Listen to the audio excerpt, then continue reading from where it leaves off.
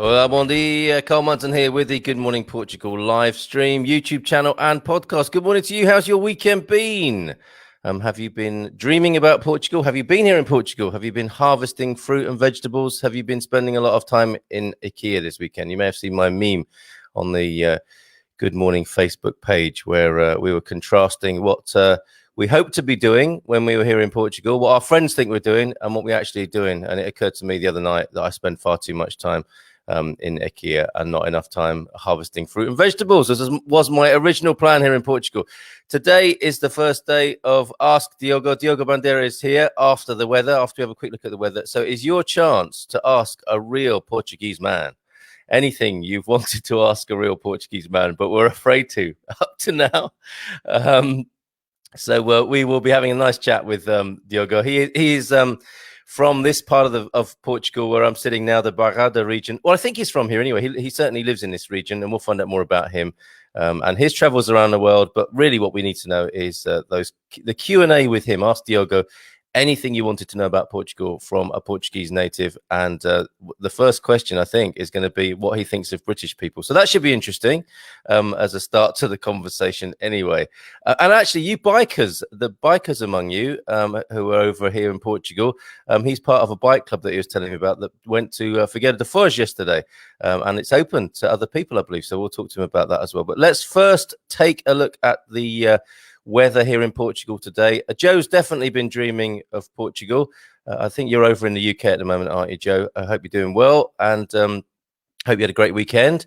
Paul, how are you doing? Are you back at home yet? I know you've been poorly, and we are sending you our best from all the community here at Good Morning Portugal and Expats Portugal, of course. This is the Good Morning Portugal live stream in association with Expats Portugal. Exciting week coming up. Tell you more about that as the week unfolds, actually, both here on Good Morning Portugal and Expats Portugal this week. Hola, bon dia from a very wet Hamble in the UK, spending my time browsing properties in central Portugal. Well done, Paul. And Wayne's here, hola, from a grey and wet Brum. For those of you who don't know, that's Birmingham in the UK, but he's originally... he has North American roots. Oh, and Sean's here before we do the weather. Bon dia, my dear. Been picking blackberries. Well done, Sean. Yes, more updates on what you've been up to at the weekend. If you don't mind me being too probing, great to hear from you all. So let's have a look at that weather. Lisbon at the moment, 21 degrees and partly cloudy. That's going to give way to 27 degrees of heat. Still a little bit cloudy, though. Sunnier days to come tomorrow and Wednesday. I, for one, have enjoyed the cloudier day or two that we've had. And we had some proper rain last night as well. So no need to water the garden. Porto is 19 degrees and overcast. Will stay that way. And it's a rainy week ahead in Porto. Unusually, it's raining on the wonderful Wow Centre. Oh, I must ask Diogo about that as well, if he's been up to Porto to the Wow Centre yet. The new World of Wine. 23 degrees though today, even though it's raining in Porto, so you can still have a wander about there and enjoy the delights of Porto. But yeah, a rainy few days. You may want to look elsewhere if you're looking for sunshine. If you're visiting this week, Coimbra currently 19 degrees and mostly cloudy, and a little bit of rain today, has to be said as well. But that'll give way to a couple of cloudy days Tuesday, Wednesday at 29 degrees, and finally in Faro, 21 degrees centigrade at the moment and lovely and sunny. Get down there if you want uninterrupted sun, rising to 29 degrees later today and 31 tomorrow. And there will be a bit of cloud cover for you tomorrow as well. Okay, it's Ask Diogo. Let's bring him onto the screen. Good morning. Hola, bon dia to you, Diogo. How are you? Bon dia, Carl. Hello, good morning, Portugal. I'm fine, thanks. Hope you too. It's great to have you here, and thank you for doing this, because you can't let yourself in for the unknown and the mysterious questions coming in from the community here. Let's start with you though. Were you born and raised in the Bairrada area of Portugal? Exactly. So I am born and I have been raised in Korea. So it's the heart of Bairrada. Aveiros region is center of Portugal. So it's a quite place to be, because it has the terms also in Korea, and it's quite nearby from the beach, and also 1 hour by car to the mountains to ski.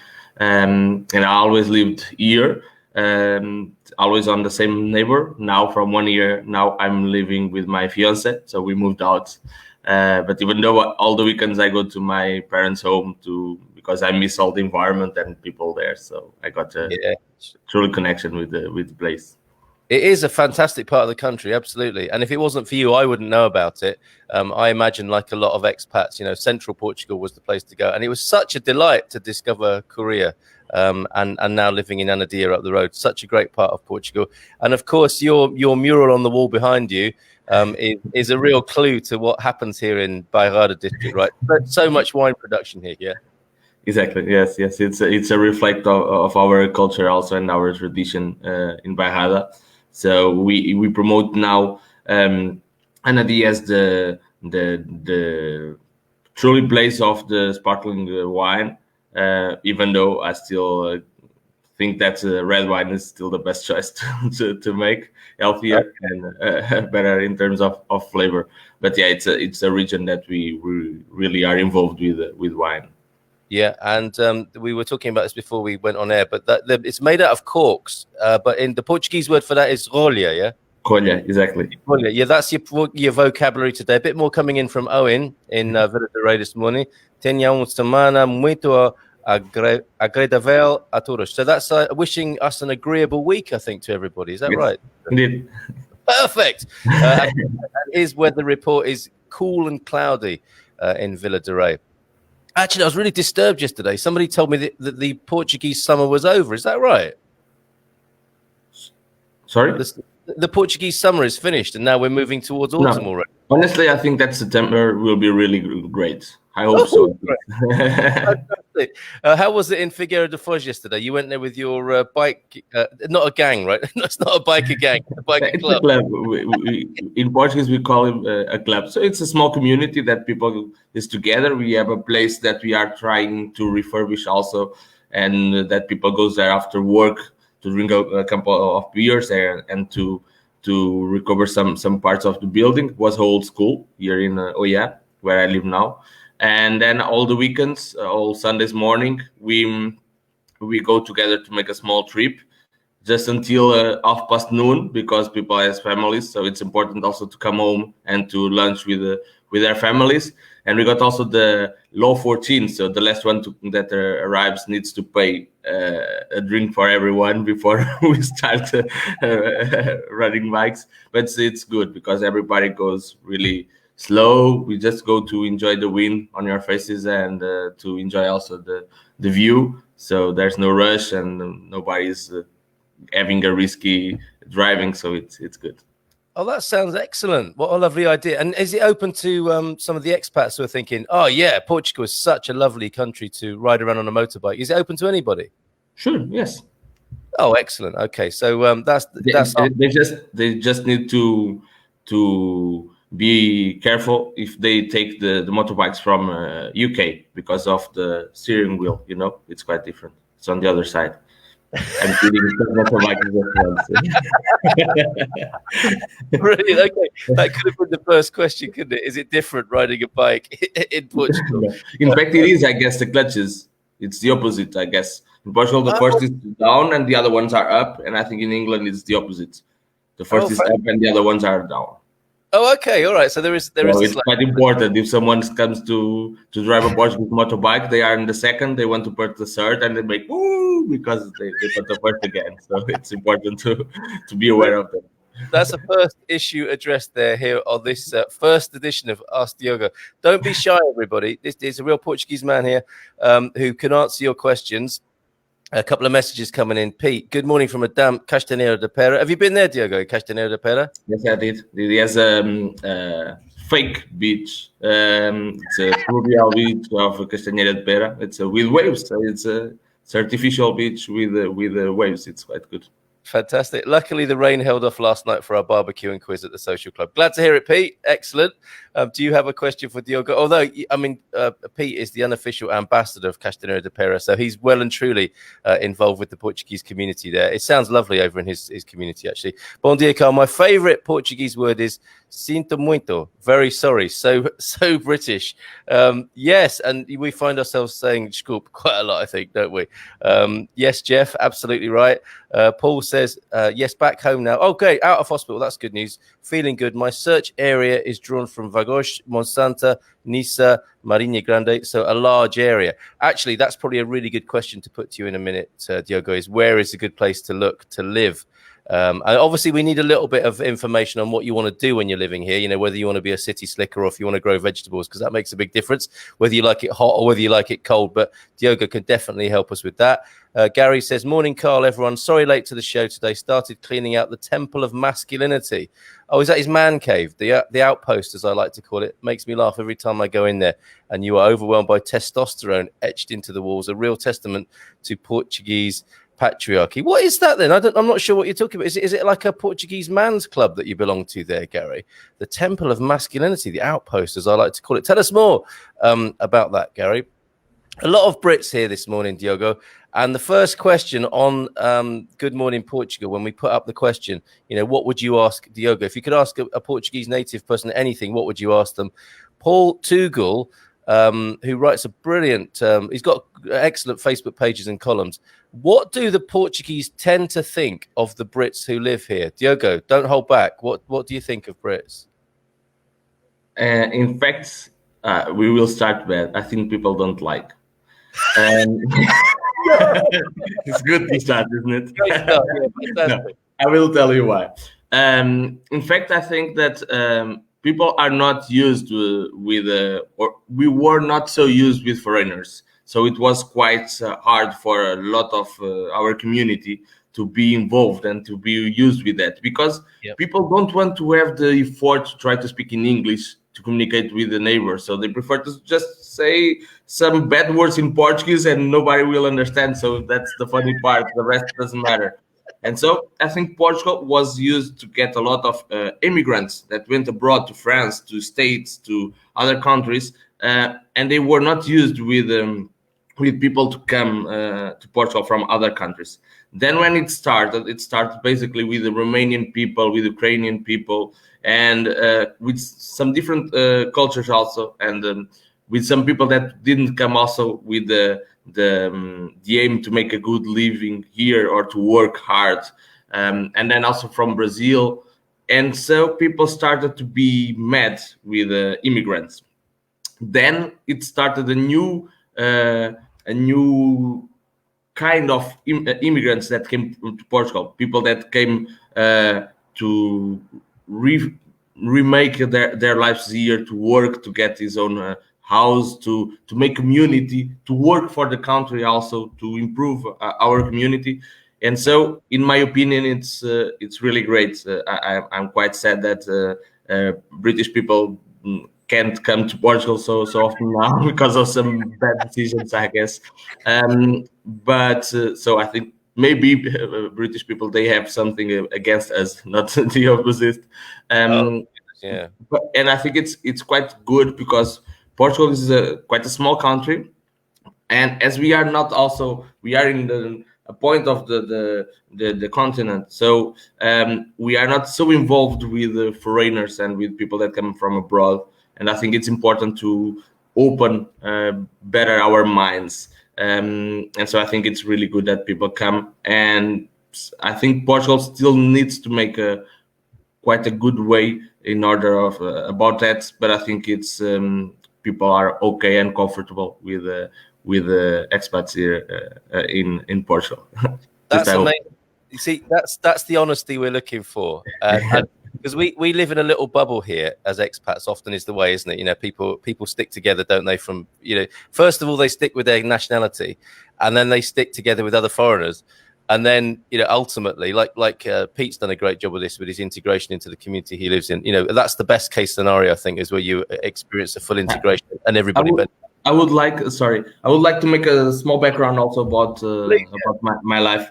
And nowadays, I'm working in an incubator, in fact, where I met Carl, and I'm the responsible one also for the soft landing for foreigner entrepreneurs. So it's the ones that come abroad, and we help them to find accommodation, to take care of all the bureaucracy, to open bank account, to take care of health insurance, all of those things. And every time, and we got such a good couple of nationalities already in Portugal living, but every time that I go to the finances or to a bank to take care of something, if there's just the foreigner that goes there alone, it's a huge problem. Nobody can do nothing. If the person comes again home with the money in their pocket with no bank account. So there's the need to go there, a Portuguese guy, to explain by the other words what's happening, etc., to make the things happening. And I think that's still a problem. Even though I was talking with some entrepreneurs last week. They went to Germany to start a company in Germany, and they couldn't even to open a bank account as they are not living in Germany. So if you're not living in Germany, you can put your money there. Basically, people are putting the money in Luxembourg or other places, but you can do it in Germany. So even though I think Portugal is quite simple to do all the things, but we still got that culture that people needs to have a relationship. And so I don't know the guy from the bank from nowhere, but I need to go there and to act as if it's my friend. Then we are laughing together. Now, okay, so now give me my favor because I need to open my bank account and go work. And that's how the things work, I guess. And I think on that part, Portugal still needs to improve a little bit of our services. Interesting. Nice use of a bit of English there as well. Very, very colourful. And I noticed that the use of swearing by Portuguese people, is that come from the TV? Because I guess a lot of English that gets picked up is from TV, right? The TV culture and music, I suppose, as well. Yes, I think so. And even school. At least I would like to believe on that. Yeah, because in the UK, you wouldn't hear swearing on the radio in the daytime, but they play a lot of English and American music, like particularly sort of rap and urban music on Portuguese radio. So I was really shocked when I first got here. I'm hearing swearing all day long on Portuguese radio, because I guess it's just a different context altogether. I think it depends of the cultures. I lived in Germany already, right? And then I was quite a good friend of Irishman. And then once they were teaching me how to say God bless you in German. And then I said, in terms of that expression, that was some expression in German, how do you say it in English? I was asking it for the Irish guy. And he just said, we don't say nothing. We just say, just clean the cup of your nose because you know. So I think the Irish people, it's much more aggressive than the Portuguese people. We are, even though I think we are quite polite. I think a rough sense of fun is what we call that. And Sean is saying, like, because we were talking about Brits, and saying, I'm Irish. It's great. I mean, it's so funny how we often make an Irish friend when we're abroad. The Irish are all over the world, including my genes as well. Late again, says Ty, finishing off trimming Jasper's coat. I'm thinking he's talking about his dog rather than he is doing a little bit of being a seamstress or seamster. Is that a tailor, of course, this time of the day. Wayne asked, on this matter of what the Portuguese think of the British, are the Portuguese aware of the historical links with England, the Treaty of Windsor? Now, this is the thing that you might be saying is the sort of recent change in the relationship, because, of course, as my understanding of it, because of the show here, the Treaty of Windsor, I believe, was 1386 with your King Juan number one, and we had Henry, who I think Henry IV possibly. And at that time, because we were both fighting against everyone else, like the Spanish and the French, we made a deal to look after each other and come to the aid of each other in any times of trouble. I think that's what the Treaty of Windsor was from the 14th century. Now, fast forward into 2020 and the pandemic, and we shut down a corridor between the United Kingdom and Portugal, and that seems to have soured the relationship. How's that from the Portuguese point of view? What are people thinking about the British treatment of quarantined Portuguese people in the air corridor? How's that in real Portuguese life?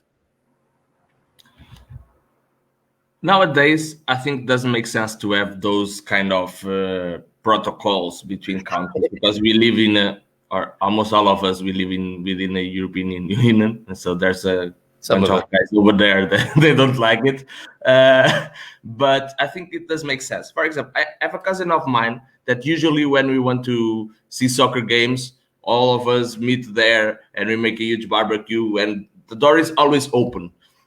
And then once my cousin was saying that my door is always open, but I start to feel bad because I go working, and when I'm coming home, my friends are there already drinking my beer, smoking my cigarettes on my couch. And I think it's also important to have my private space sometimes, at least, right?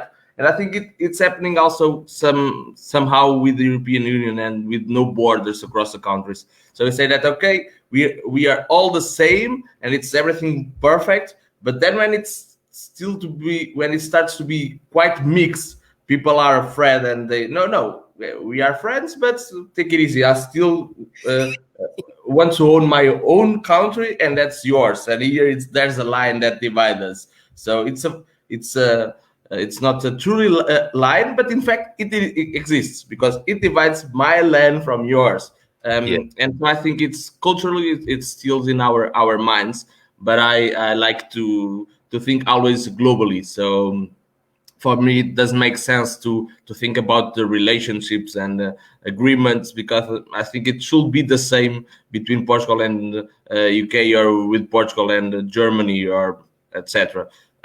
Honestly, I think in Portugal we always felt also the non-decision of UK that about everything was always after the others. So you was looking for how the things are going, and then okay, the coin, let's see if it works. If it works, maybe you can change. For now, it's okay. Commercial relationships, we got ours. That's our thing. Let them make what they want. Then we will see. And so I think UK always got a position quite different of the rest of Europe. But I think there's no borders, or there's no need to think about agreements or cultural history, because it's all the same, and it's we can have a different language, but a Portuguese person it's the same as a English or African or Asian. So we could act in a different way, but all of us we want the same. We want to be happy in somewhere with the family and friends. So I think it does make sense to divide the things by countries or cultures or. So interesting. That's so interesting. You should say that. Yeah, and you make a really good point, because that's what the British want to do so much, isn't it? Is to go back.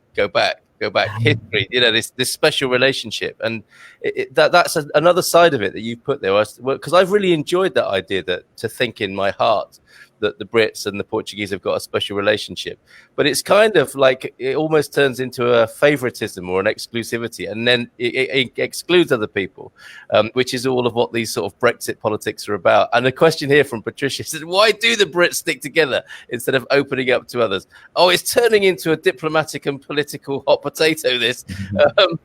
I can't deny that some Brits are like that, Patricia. My wish here, and like a lot of the Good Morning Portugal community, want to integrate massively. That's why we've got Diogo here. You know, we're not in a bubble this morning talking to ourselves about golf and gin and tonic. We are asking Diogo what he really thinks, and actually, to sort of point us in the right direction. But that is a funny phenomenon, and I think it's something to do with the island psychology. That's maybe why the Brits have got this problem. Why the part of the Brexit psychology, an island nation, which suggests a kind of separation as well. Go on, Diogo. And I think it's still there's a huge cultural barrier. For example, when I lived in Germany, I had no Portuguese friends, and it was quite good for me because it was better to learn German, and because I had the need to speak in German, as I had no friends to speak in Portuguese. So and then I was much more closer to Spanish, Greek, and Italian persons. They have culture more related with Portuguese one. And so it's not because they were better persons than the Polish guys that I met, or from Philippines, or from Germany. It's because so we live, it's much closer. So, and I think that's also why some communities from other countries, they because there's some things that I could say or that I could do that it could look weird for you, Carl, or the opposite also. But for us it's normal because we always do. For example, I went to Germany and they eat all the time bread with mayonnaise with garlic mayonnaise, and I said, but that's your meal? It's just bread with mayo. That's what it doesn't make sense. Or a huge potato with mayo? No, in Portugal we need to have a fish or a piece of meat. So for them it's perfect to just eat bread with mayo and take a couple of beers talking with friends. And for us, we got the pig beans, right? Or the olives. So culturally, it's different, and for them, probably it will be weird to eat chick beans, drinking beer. Oh, So I think it's a question of culture, and people are more comfortable when you are acting in an environment that you know already. But I think people are also more motivated to experiment other ways of living and other cultures, and so I think it's good because then people go after those experiences, and then when they try, sometimes they say it makes much more sense than what I did all my life. So let's change some habits and some things that we do often because it doesn't make sense. Well, that's what we'll do this morning then. We'll after we've looked at all these comments, we'll check through a little list maybe we could create of the best and quickest way to integrate and try new experiences that people might not have thought of that you can guide us with. That would be fantastic. Paul is saying he's had to turn the volume up to hear you because I think partner later is doing her morning exercise with Claire Bendel. Claire is another one of the community here who does the fantastic 50s YouTube channel, helping people over the age of 50 to look fabulous. And Wayne is saying, going back to the special relationship that may be sort of drifting into the past where it belongs, perhaps. Keyboard is driving me nuts. The Museum of the Battlefield of Albufeira. So cool, and a lot of history between the Brits and Portuguese that not many people in the UK will know about. Same as Aljubarrota, isn't it? That was another shared battle between. I don't want to keep banging on about the past between the Brits and the Portuguese, but there is a kind of a shared history that it's interesting on the one hand, but I think maybe what you're saying, Diogo, is not to hold on to it. You know, need to look to the future as well as having an eye on the past as well. Yeah. I think there's. So British always was seen in Portugal as the gentleman, right? It's for us. We can't trust in a Spanish guy because they tried to steal our country. But okay, the British guys, they are okay. We can trust them, and let's make an agreement. But as I said before, I think it does make sense.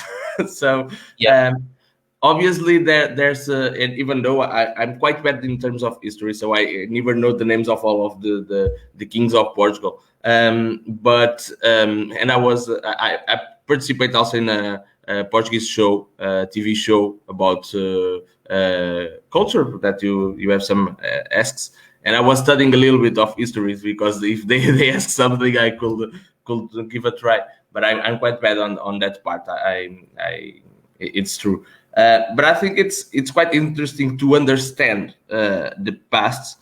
But I think the more interesting is to understand how should be the future and how we should communicate each other, how we should relation each other, and what we can improve in order to be where we can go. There's no problems with that. So basically nowadays the language is common to speak English everywhere. Then there was a problem of the coin now starts crypto coins also, and you can use the same coin everywhere. So just let's use the same culture everywhere also and make it global. So we can take the best part of each culture and make a mix, and then we can be everywhere without nobody looking for us. And for example, it's quite common in Portugal. People use slippers with I forgot the name. What you put before the sneakers on your on your feet? The laces or socks? The socks. Socks, exactly. I forgot. So it's quite often people that from other countries to use socks and then the slippers and go to the street with that. For us as Portuguese, you need to go just with the slippers. Doesn't make sense to get socks just for sneakers or for boots or. But it's a cultural thing. It's okay if they are more comfortable with that. it's okay. At least they don't need to cut their nails so often because nobody will see it. So it's okay. They can put the socks and no problem with that. And I think it's important to have that exchange, and we can learn each other. And I think it's good. It's not a problem that we should solve. It's something that we should learn with. That's such a good way of looking at it. That's why we asked you here. So ask Diogo this Monday, and I think he's going to come back next Monday as well to approach this from a different point of view. Kez Cracknell says, Bom dia, Portugal. I love it when people speak Portuguese here. Give it a go, because, of course, we're going to be talking about how to grapple with the language of Portuguese as well with Diogo, inevitably. Ty Johnson, I think, is liking a few of the sentiments expressed this morning. Let's have a look. Hi from Ireland, from Anna Carroll. Good morning to you, Anna. Are you heading towards Portugal? Are you looking to live here at some point? Go anywhere in the world, and not long before you meet an Irishman or an Australian. So true. Paul says, I get Diogo's comment about his house. As to both of our nationalities, our home is our castle. That's very interesting. We'll come back to that as well, Diogo, about the the socializing outside and how the privacy of your own home. That's interesting. Shelley, what's the best way to start friendships with the Portuguese when we move into a small village? Fantastic question.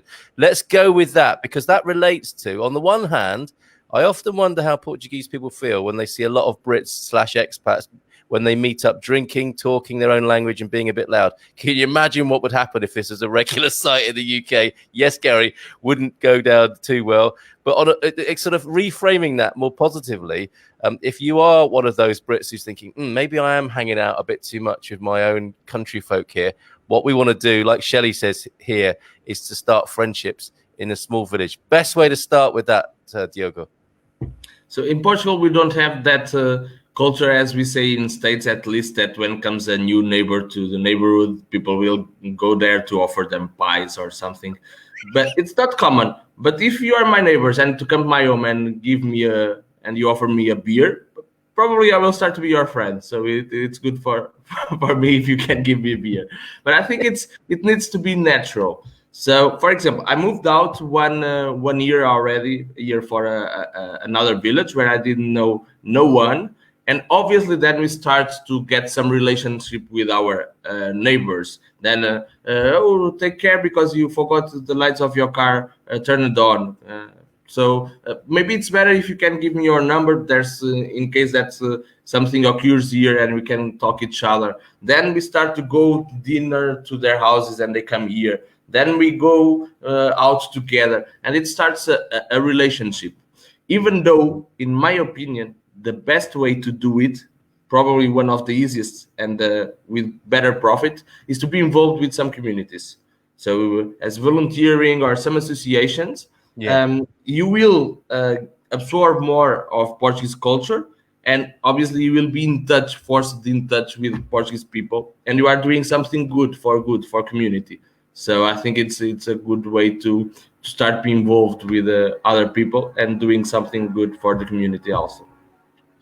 Amazing. Yeah, great idea. So the beer, I mean, I've definitely done that. I actually keep cold beer in the fridge now, so that when any Portuguese friends that are around or potential friends, that to me is like it's a cerveja diplomacy, isn't it? You know, beer-based diplomacy. I think that's a really, really good thing.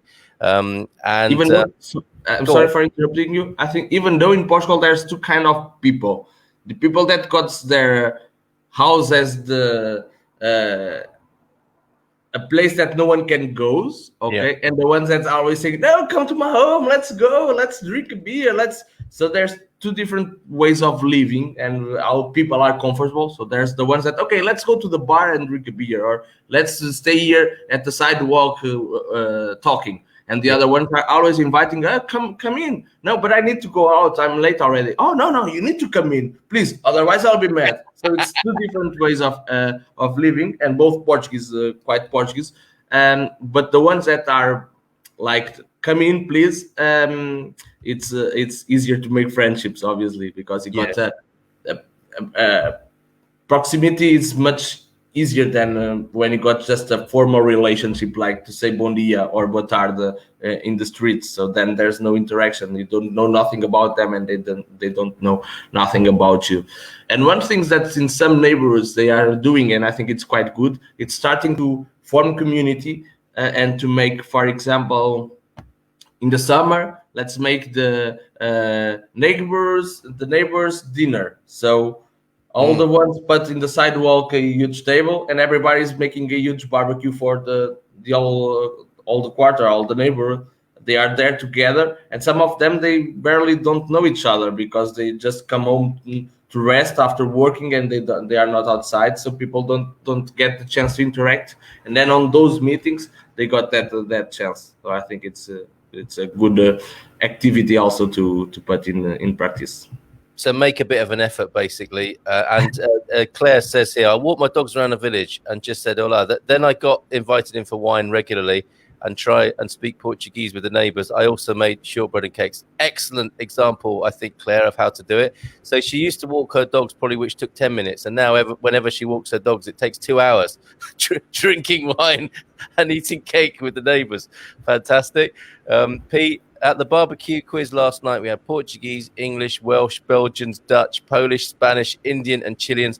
And we had our Portuguese university students studying us all and joining in. That is a vision, isn't it? That is a vision of the future. It's the United Nations without the United Nations, if you see what I mean. Wayne says, Portuguese have a great sense of humor. How, Diogo, did you struggle with that in Germany? True, it You want to answer that or not? Basically, I changed my mind about Germany. In fact, I think they are much more open of what we got the sensation of all the history once again. Obviously, I had some. I was there working in a bar, okay, and I went there to work hard. So after 3 months, I was a chief of the bar already, even without speaking German. And then a supervisor of me came to me and said that. I like you, but I don't like people like you in Germany because you are just a bartender. So just make the drinks. Don't be worried about management or about improvements of production or etc. Because you are giving too much of you, and then because of that, the German guys that are not so committed with work, they will be unemployed because of guys of you that comes and makes more effort to take that job. Wow. And for me, it was quite bad. That like, okay, I'm just here working. If someone comes to my place, my position, and makes the same job as me, speaking German, for sure they will be easily promoted instead of me because they are German already. They speak already with the customers, so it's easier. And so for me, it was quite hard.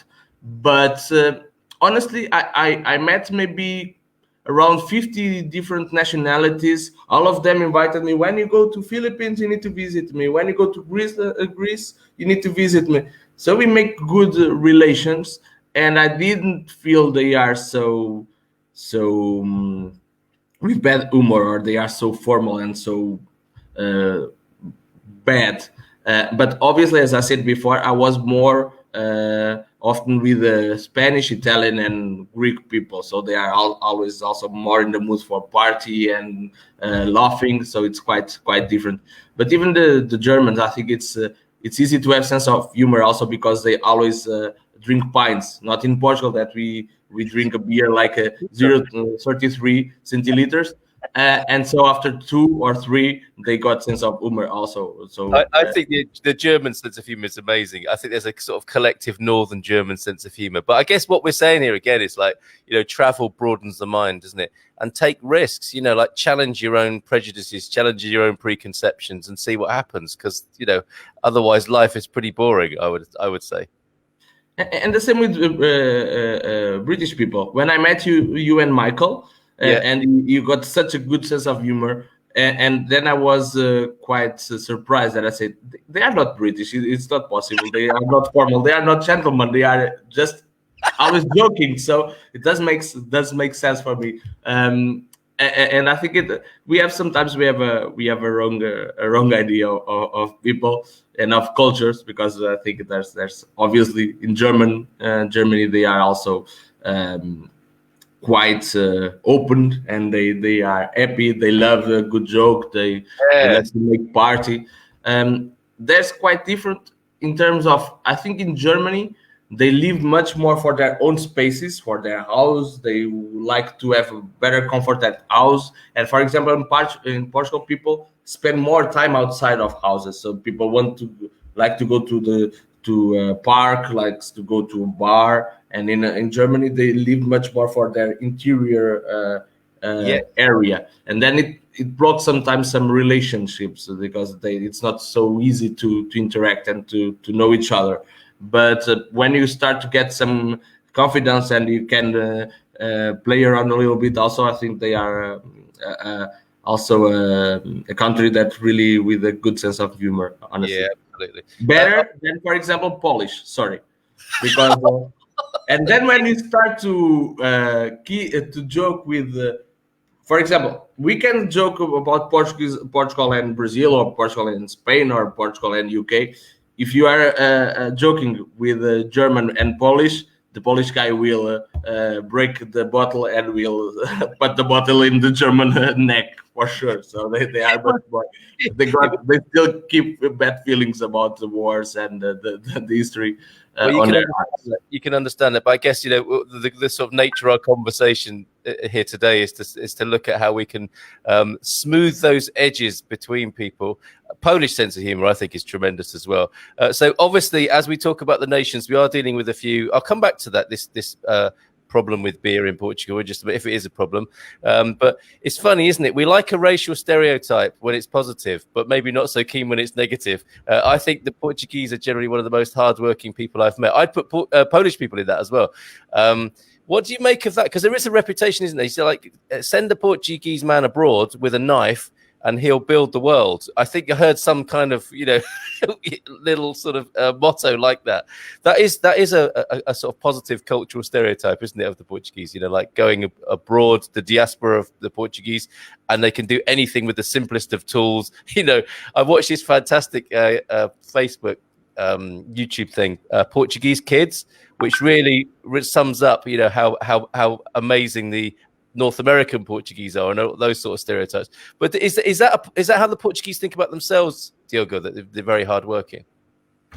I think Portugal had quite poor people, and so they had the feeling that they need to work hard to get something in their lives.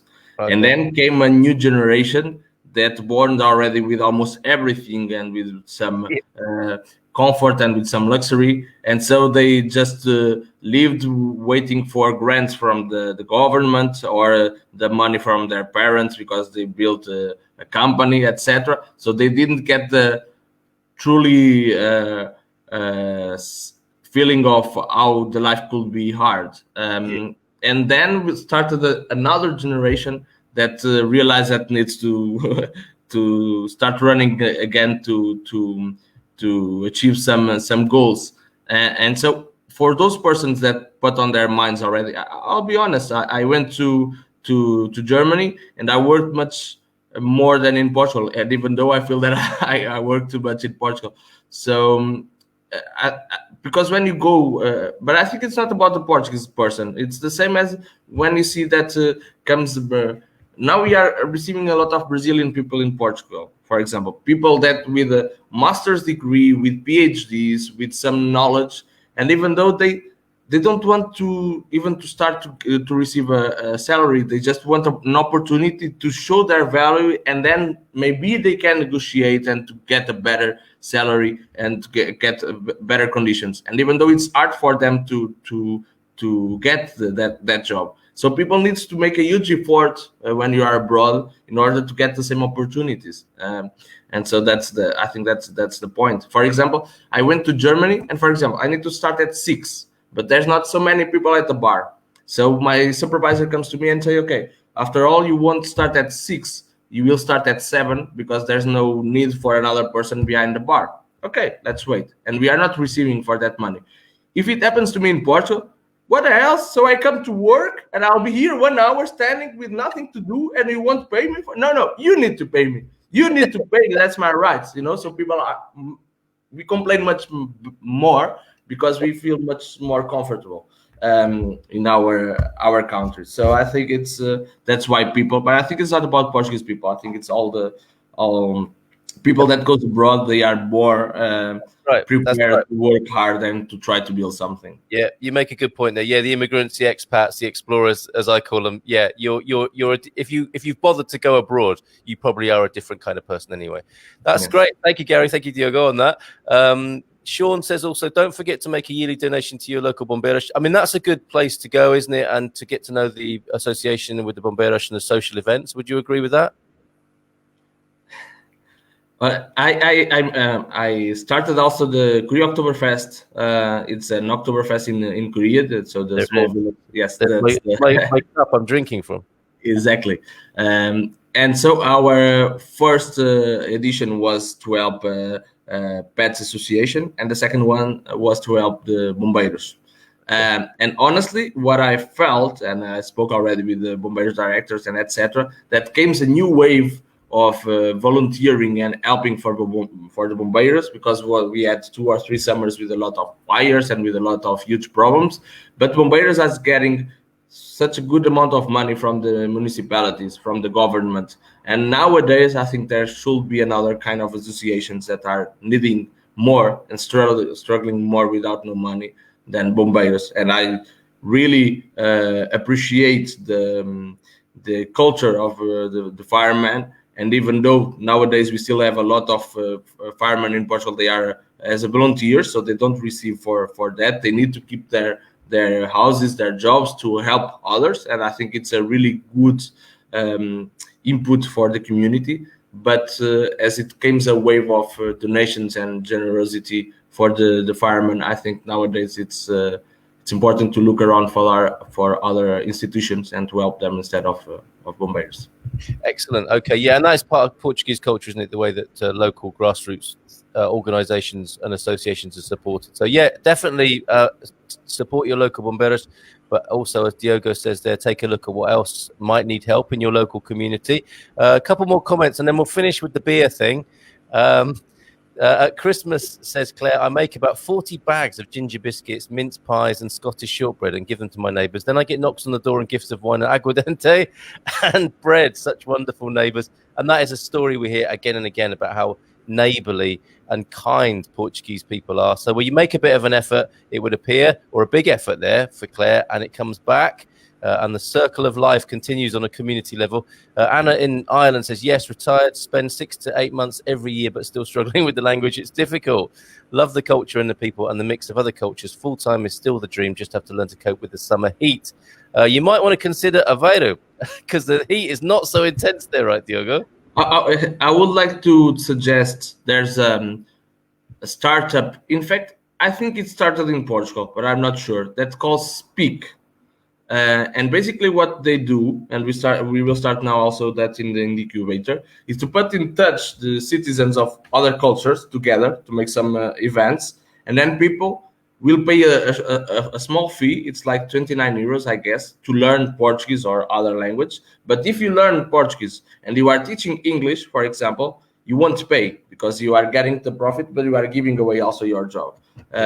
Your work. So I think it's a good way. Also, you can look for it in your city if there's already a franchising, let's say, of that startup, and then you can know a lot of people and improvement also your language. One of the things also, and I felt that also in Germany, that it's not good to learn by the books.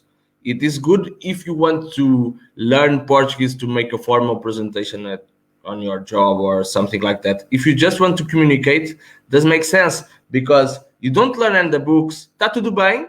You learn like how are you in a formal way. Then you go to the street. How are you? No, tá tudo bem. It needs to be much more friendly, you know. So you need to learn by the streets. For example, in German. I learned the normal way, wie geht es Ihnen? So, how are you? And then I went to my friends, wie geht es Ihnen? And what? are you an old man that just need to say all is good, like That's is good. everything all right? So it's Yeah.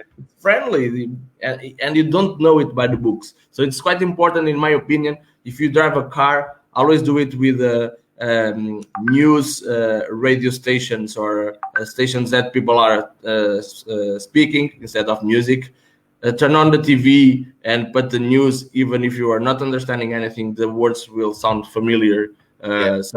somehow after a period of time, and make the biggest effort to get the words on your mind. Then you start to fix already some words, and then you make like a puzzle. Okay, he said por favor, so probably he's asking me something.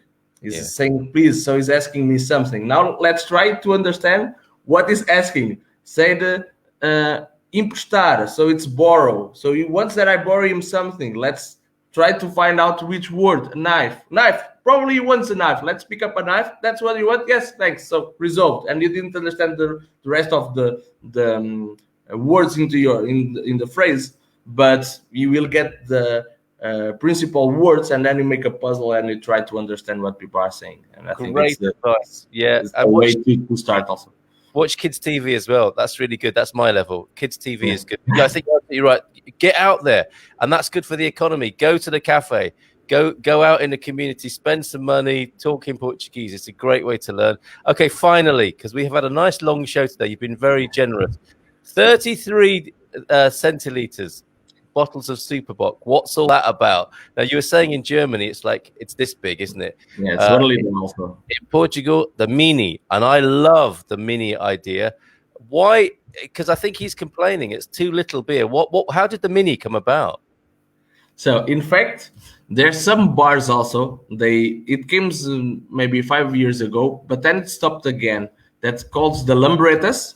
So it's like the Italian word that was 15 cl beer in a glass. Okay, so basically it's one shot almost beer, but almost all the persons, if you go to a bar, you ask 20 centiliter beer. It's neither 33 centiliter. And one of the things I think is because the beer, it's always fresh. So if you ask for a liter beer, when you go to the middle, if you are in the summer, it's getting warm already. So if it's shorter, it's always fresh. It's always cold. Yeah. It's always new. And that's why we drink in less quantities each time. Then it doesn't mean that it's less quantities by the end of the period that you're in the bar. Yes. What I thought it was is it's not really drinking. So when you're going about your business in the daytime and it's lunchtime and you have a mini, it's not really like having a drink. It's just like something refreshing. But that's a much better answer, Diogo. There you go, Wayne. That's why we've got Diogo here to answer these Portuguese cultural questions. And now, if you go to the supermarkets now, usually you got the mini, so 20 centiliters, some of them 25. Then you got the regular one, 33. And then you got the cans of 33 also and half a liter. And you got the normal bottle of a liter. And now if you go to the supermarket, you find out also the glass bottles of half a liter also. So amazing. People are getting drunk more after COVID, I guess. So they realize that the mini is not enough. Let's make a huge bottle for them to drink. But I think it's a cultural thing. For example, if you go to Germany and you drink a liter, or if you go to UK and you drink a pint, in fact you will drink all the pints the same, and it will be good for you. But then if you go to Portugal and you ask a beer, a liter of beer, then you'll say, no, it's already not the same. It's better always 20. And then I think it's also culturally, it's good to show up a photo of your bar table full of bottles. In fact, it means just 2 liters of beer, but there are 20 bottles there, so it seems too much. That's amazing, Diogo. Let's leave it there for this week. Will you come back next week? Sure. Oh, that's brilliant. We covered some territory there, some funny areas, some difficult areas, Will says minis don't work for me because I spend more time exercising and counting change than being refreshed. True. All that exercise is good for you, Will. But yeah, get those questions in for Diogo. You can ask them on the Good Morning Portugal page, or come back here next Monday where Diogo will be with us again. And maybe we'll talk more about starting a business, because you talked about all those people coming to Portugal, into Aveiro, into Ilhavo there at the incubator of the University of Aveiro. Diogo is an authority on starting a business here in Portugal as well. So that's another sort of line of questioning we might have next Monday. Diogo, muito obrigado. May I just give a challenge for people that will come next week? Yeah. So I would like that you could take a picture of your favorite place in Portugal that you visit already. And I think it could be interesting for the other people then to share the magical places of Portugal. Some of them may be unknown that we could share about. Probably I don't know some of them, so it's interesting also for me to know. Great idea. I think we're going to need a group. We've only got a page at the moment. I think we're getting to that stage where we need a group, and that'll be a great place to put those photographs. Diogo, thank you so much. You've been brilliant. See you next Monday. All right, wonderful. There goes Diogo. And bon dia to him, and bon dia to the rest of you. And I'll try all my various goodbyes in Portuguese now. Até logo, até próxima, até já, abraços, beijinhos, ciao, ciao, and we'll see you tomorrow. We've got Paul with us tomorrow. Funnily enough, it's a slightly different week this week, isn't it? We have got James Cave joining us tomorrow, who I approached him originally to talk about Portuguese bread. Actually, Diogo would probably be better at that. James did say bread's not my thing. I can talk about all sorts of things to do with Portugal, and he wants to talk about the downsides of living in Portugal. So, let's be honest and realistic. There may be some downsides, but then we've got Diogo coming back next week to address those downsides and help us get over them. And that's what this community is all about as well. So James Cave in the morning, and then Arwen is joining us on Wednesday to talk about her new business. She started a cafe in central Portugal. So all the trials and tribulations of that, and the joy that will be tasting her food there when they open. Thank you, Paul. Great show this morning. Can you post the name of the incubator Diogo mentioned, interested in startups and starting a business? Fantastic. So I think we should focus on that, shouldn't we, Stephanie, next week? That will be, yes, I will put that. I'll have to do that later on, but it is the PCI, the Aveiro University's PCI incubator. Thank you all so much. See you again tomorrow. Bye for now.